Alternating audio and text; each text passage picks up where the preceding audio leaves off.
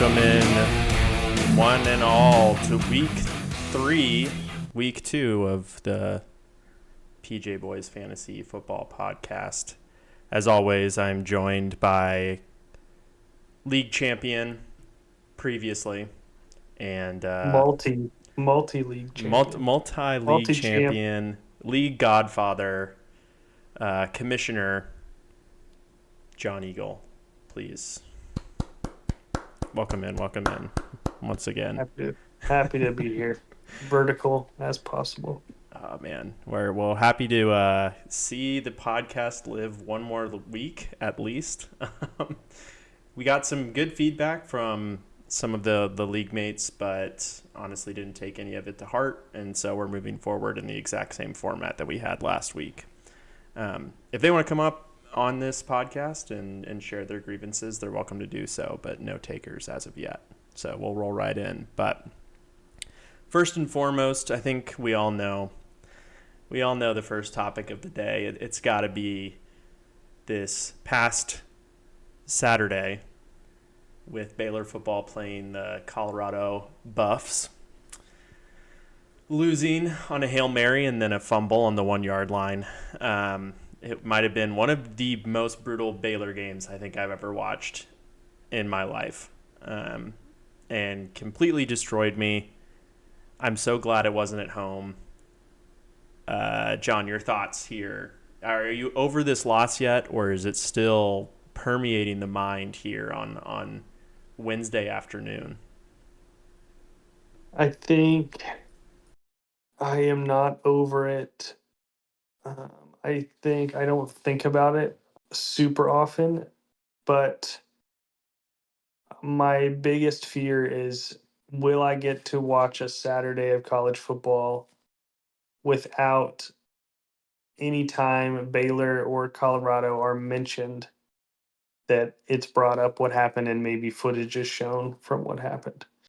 That's my bigger concern, is how much longer do I have to relive the moment when we talk about any Colorado game, or every time Colorado plays Baylor for the next 10 years, now that they're in the same conference, are we going to have to see that same footage over and over? That's my bigger fear.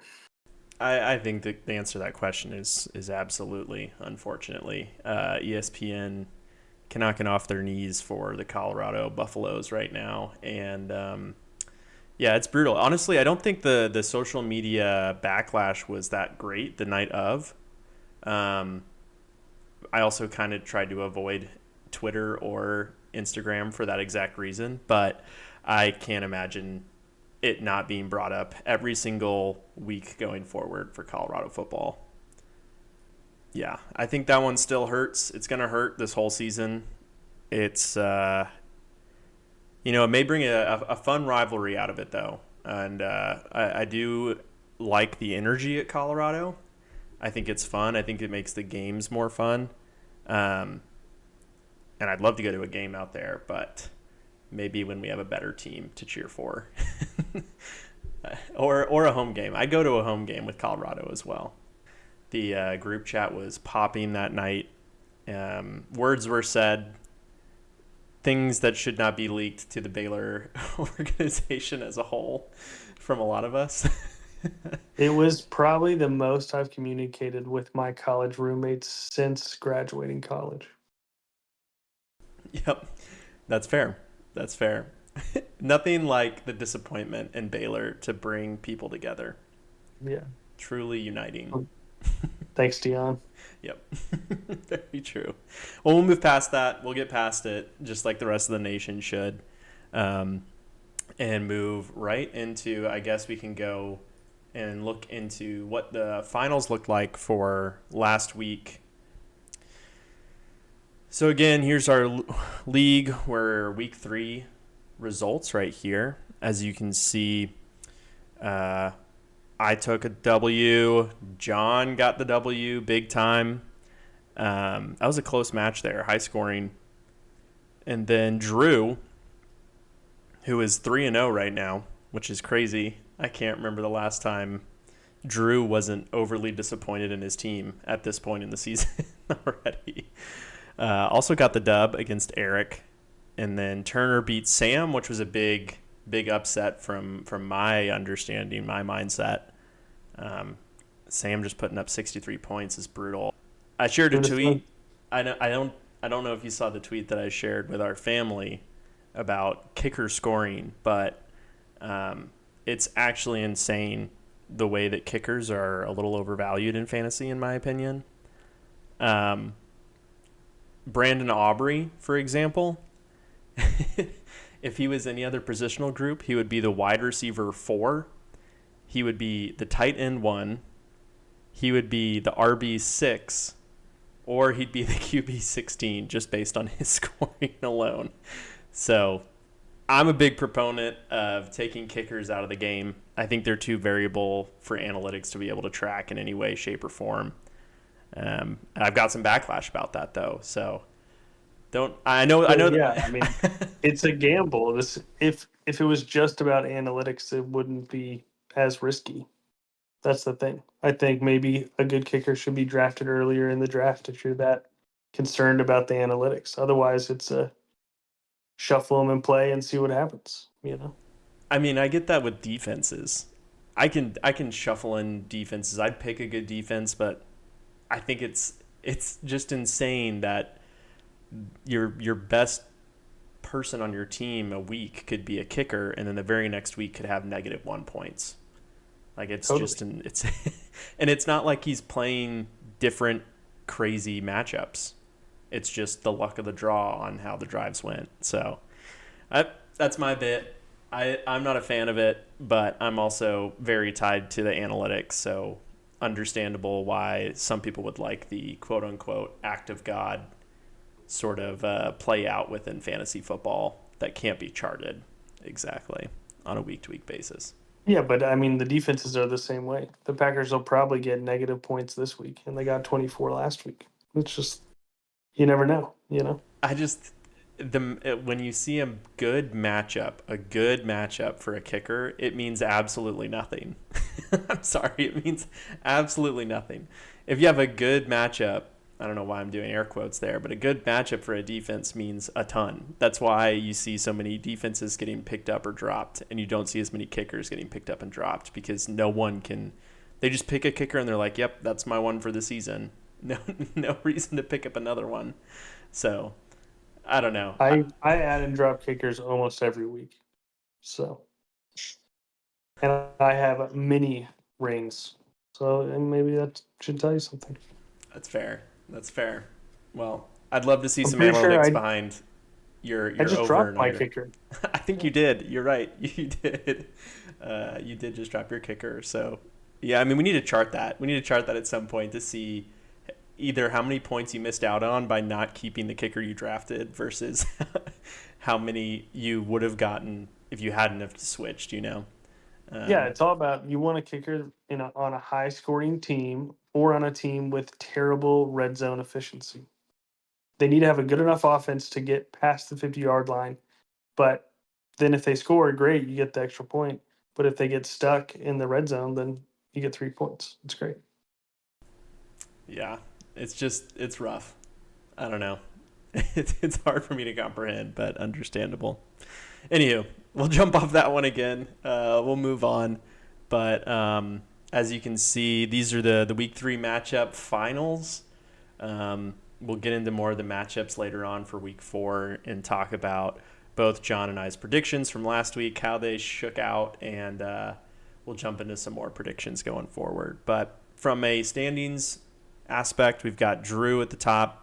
Somehow I'm in second. I feel like my team is actually has overperformed through the first 3 weeks and will not continue that way. But glad to see my name up here.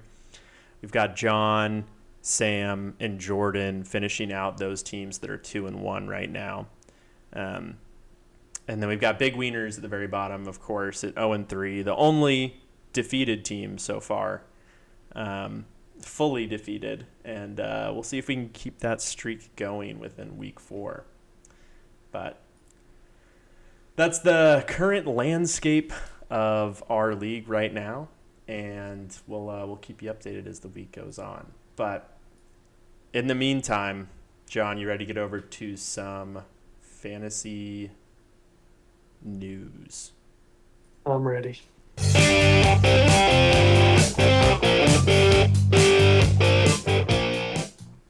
All right, so as we get into fantasy news, we really don't have a ton to talk about. I feel like last week had a lot of injuries that we could have talked about for quite a while, and it did for a bit. But this week, I don't think there were really any major injuries that I can remember.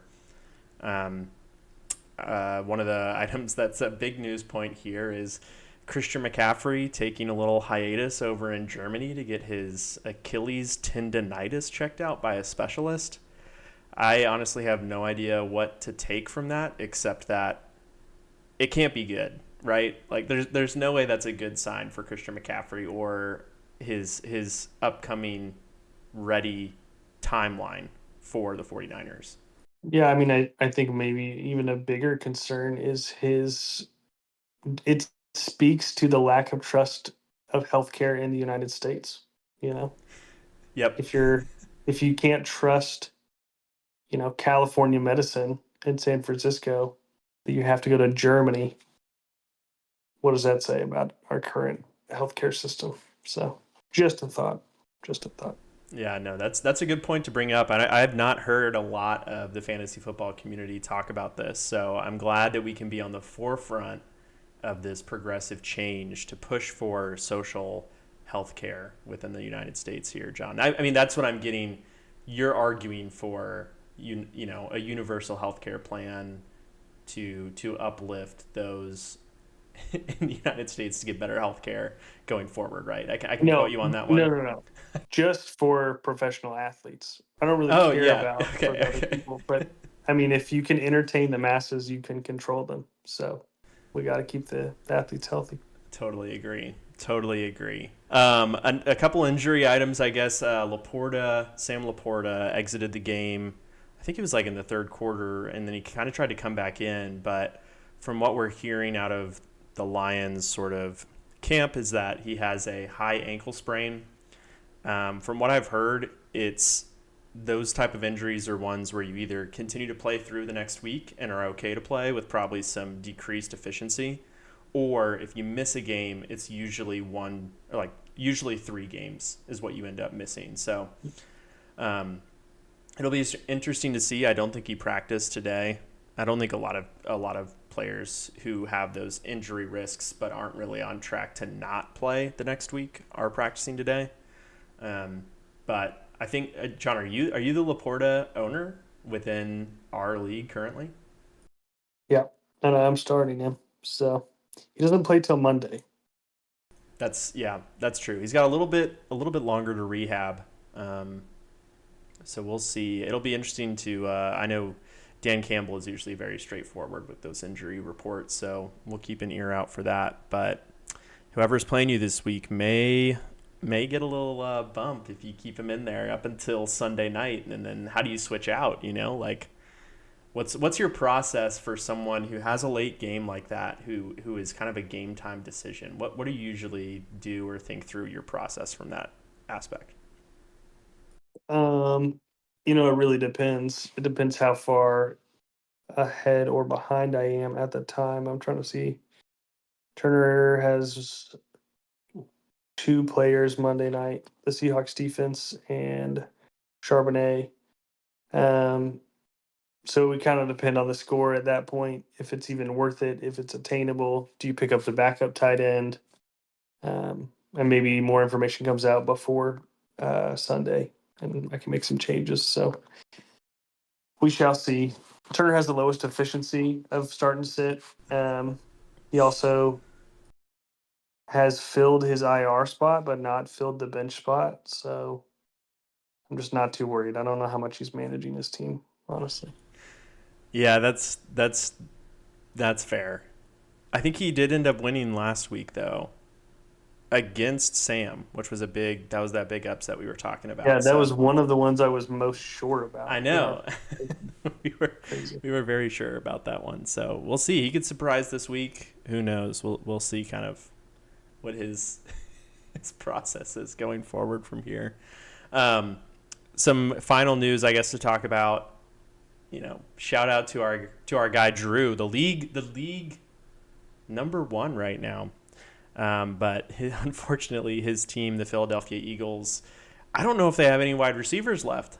I think I think they're This out. is why. I mean, who has Dallas Goddard? Because that's essentially going to be the receiver in Philly. And it's insane that Dallas Goddard, I mean, did absolutely nothing, right? For the first couple of weeks. AJ Brown was out 2 weeks ago and still did nothing. And then he shoots up to the scene this last week with, I think it was like 11 receptions and 170 yards. So, yeah, I don't know who has him currently. Harrison has him. Classic, classic. Who Um, has no one playing right now. 0% chance. Actually, somehow he has a 4% chance I to know. win without a single player in. I think that's the 4% chance that Drew's team scores complete negative points. Yeah. They're playing Tampa Bay, who we have no idea if Tampa Bay is good or not. It's like the Saints. It's so hard to tell. And maybe even the Panthers, where it's like I have no idea what's going on with all of these teams in the NFC South. The Falcons, four teams that you have no idea if they're good or not.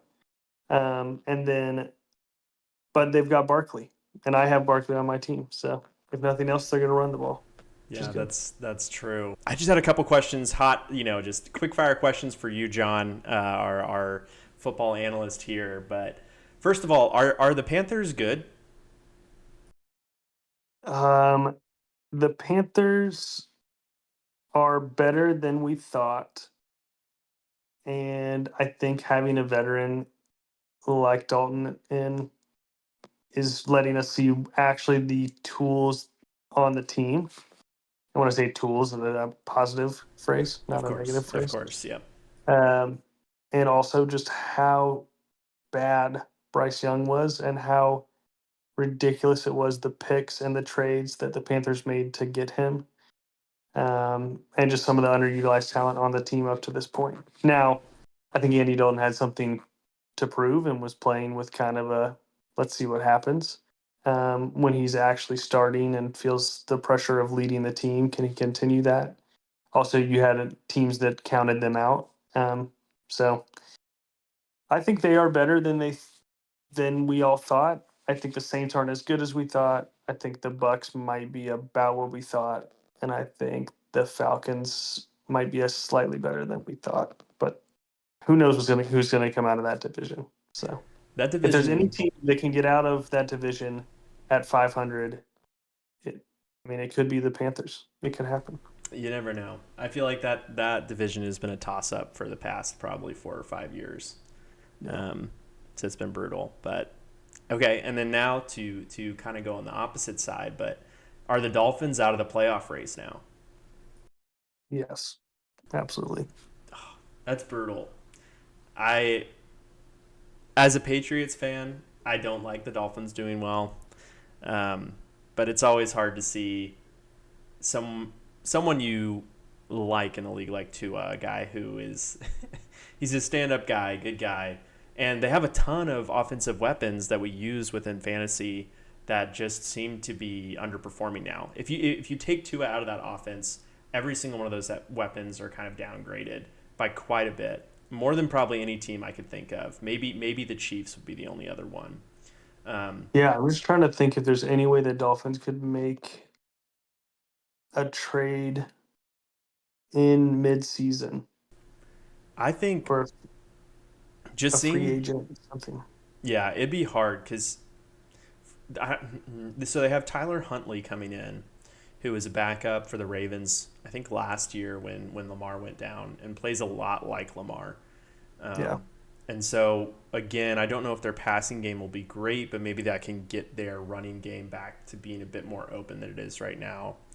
Um, but someone like Joe Flacco, I think, could come in and do a great job on their team, much like he did for the Browns last season. So who knows? We'll see. There'll probably be some QB moves made there, unless Tyler Huntley comes in and just crushes it for him.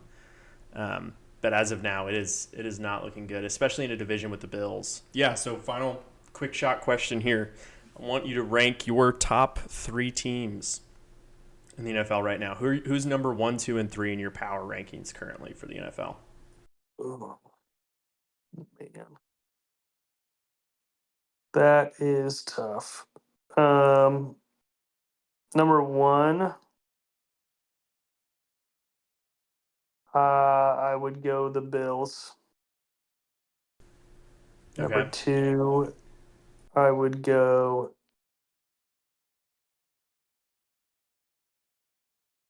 I mean, just the way the refs are now, Kansas City.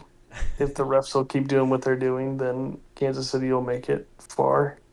Fair. Um, and then number three, I mean, I like Minnesota. I just don't know if they are for real. Hmm. Um, I don't know. I still have a lot of hope in the Baltimore. Honestly, they're 1-2, but I think they could actually end up doing a lot better than where they are currently. Yeah, it's pretty similar with mine. I would say. I think the Bills are definitely number one. They look unstoppable currently. And then I have the Ravens at two, like what you were saying. They're 1-2. They looked they did not look good the first 2 weeks, but they also played the Chiefs week one. Once again, the refs are just man, player 53 and 54 on those teams, or Yeah. 54 and 55. And then I have the Vikings at three. So shout out to Jordan here. No one believed in Sam Darnold. You've got a great backup there in JJ McCarthy for next year when he's healthy, from what we've been able to see. So big stuff coming for the Vikings. They're in a hard division too, and they're honestly the number one team that I have in the NFC North. So um, we'll see how it goes on during the season. Maybe they're real, maybe they're not, but they put it to the 49ers this last week. All right. Well, let's switch into matchups now. You can walk through those real quick. All right. All right.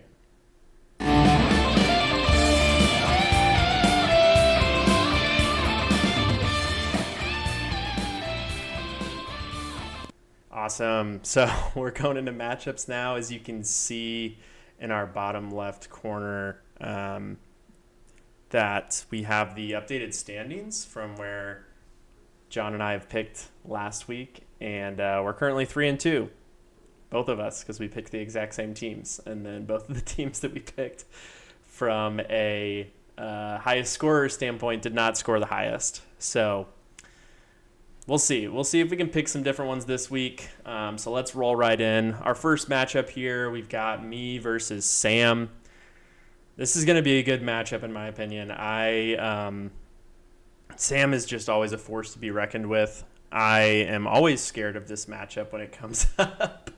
I want my team to win. I currently don't have a ton of health scares as of right now on my team, except Cooper Kupp is still out right now. But I'm facing down Tyreek Hill and Justin Jefferson. But Tyreek Hill against Tennessee with Tyler Huntley at quarterback, not really the best play. And then Travis Kelce as well has been on the down. Unfortunately, I have him on other leagues as well, and he has not performed to his best. So, you know what? I'm going to be optimistic. I'm going to say I'm going to do it. Projections say I'm going to do it, and projections are always right. So I'm going to go with my team to beat Sam this week. Yeah, I also am picking Crashy Rice here. Um, really, I mean, I just think Sam has a lot of players on his team that the fantasy analysts think too highly of, and I just think they're overinflated with these projections. So, um, Sam, I hope Houston wins, but I just don't know if it'll be enough for CJ to carry your team to a victory. So, Grant, I think you will win this one. Let's go. All right. We'll move back into our next matchup then, which is going to be John versus Turner. Man, this is the matchup of the century here, if I do say so myself. Um, we've got Vicious and Delicious versus Team T Googe. John, you've got about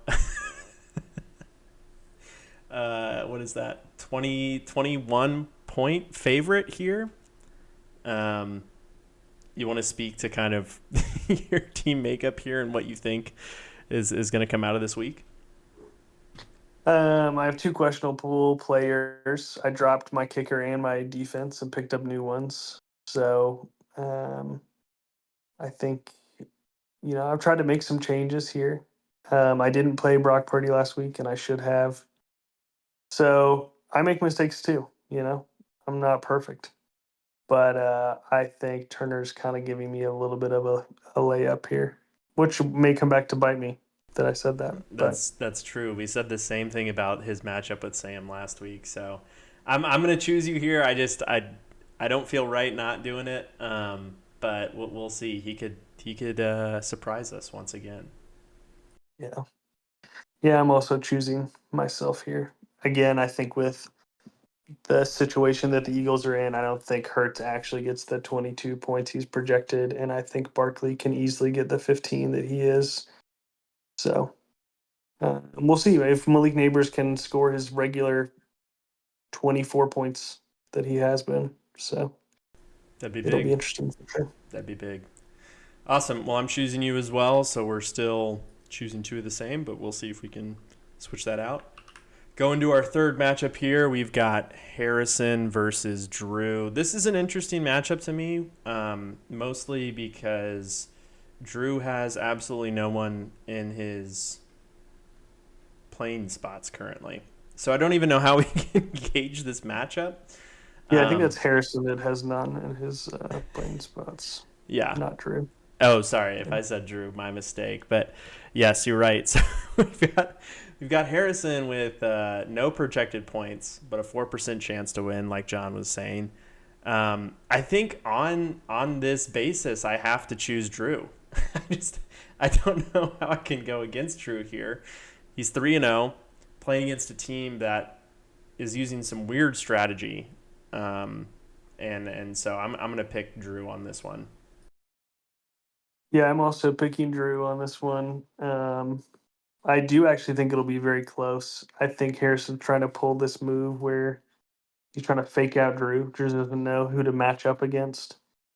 It's kind of like the quick huddle breakout. Um, Hmm.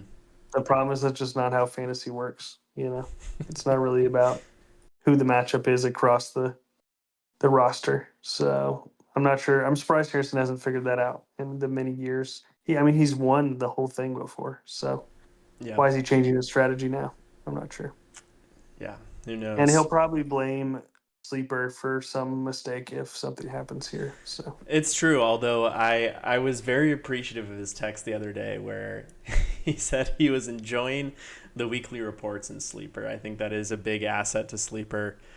He did say it as almost a side comment to me, where it was kind of like, "Hey, the rest of it sucks, but I do like this." So I took it with a grain of salt, but I appreciated him being able to bring forward a positive view of Sleeper, no matter how small the aspect is. So we'll move back in. We've got now our fourth matchup, which is going to be Eric versus Jordan. Um, let's see. We'll go into this one now. So we have Eric here. He's projected 109, Jordan at 113. Yeah, I don't know. It's hard. I thought Eric was going to be our top scorer last week, mainly because Devon Achane seemed like nothing was going to stop him, and now we can see that exactly what's going to stop him is Tim Boyle or Skylar Thompson. So I don't know what to think here. Who are you choosing in this matchup, John? Because this is kind of a toss-up for me, so I may just choose the one that you don't choose, honestly.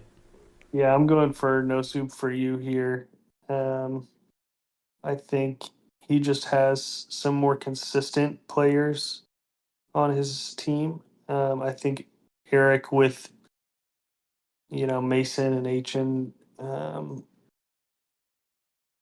I don't feel like they are as consistent um, as CD and Nico and obviously Bowers and Robinson. So um, and he's got Greg the leg. It all comes down to the kicker in this league, and so I think that's what's going to win it for him. It'll be close, but no soup for you will win this matchup.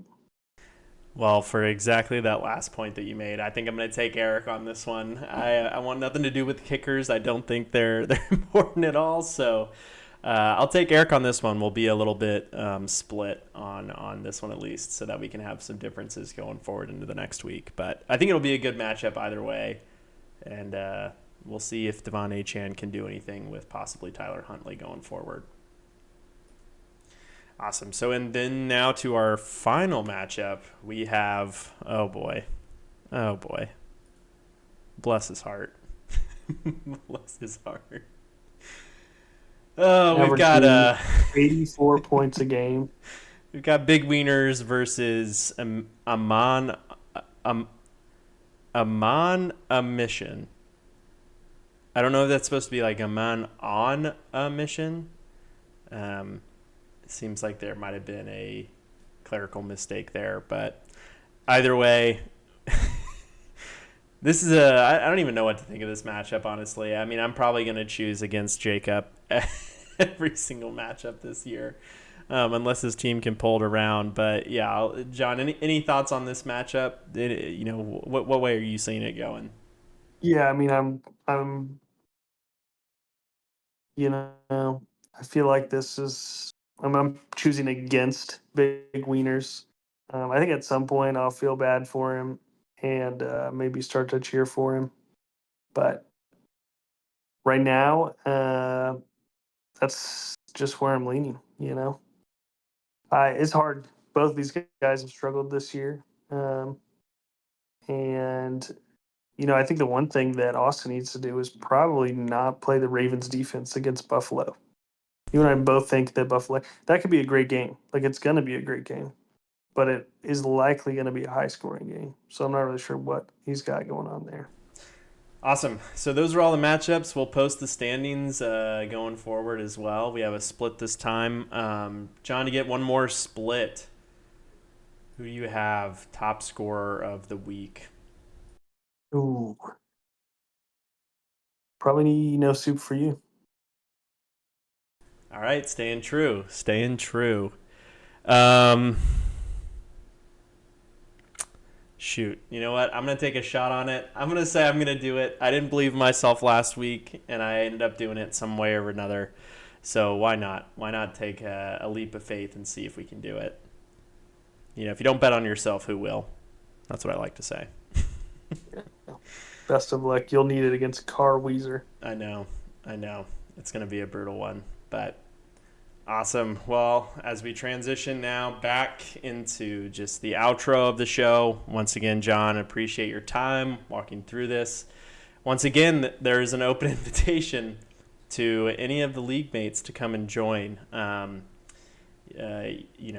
would love to have some more conversation. I was thinking today, there's probably a way we can have you have like a voice mixer so you can hide your identity if you wanted to. So just a thought. Yeah.